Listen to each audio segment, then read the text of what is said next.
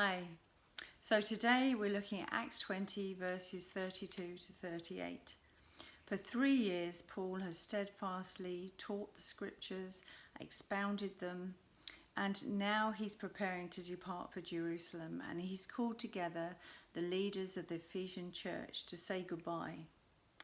And he tells us in verse 32, I commend you to God and to the word of his grace, which is able to build you up and to give you the inheritance among all those who are sanctified. Basically, he is commending them into God's hands for God's safekeeping and trusting the word will keep them.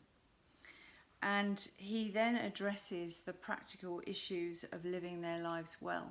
And he reminds them that the whole time he's been there, he's been striving and working hard as a tent maker to provide the needs of himself and for those who work with him.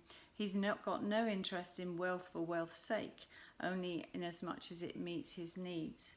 And he tells us in verse 35, by working hard in this way, we must help the weak. And he reminds them that he's following Christ's words, which tell us it's much more blessed to give than to receive. And we need to help those out who can't help themselves. And we should also strive to be in a position where we can give to those that God prompts us to in every season. And finally, Paul prays for them, and it's a very emotional time. As they say their farewells, much more poignant because he's told them that he won't be coming back, he won't see them again. And in this difficult season that we've been living over a year now, many of us have lost people that we won't see again this side of glory. But what a wonderful hope that we have in Jesus, that we will be reunited in heaven.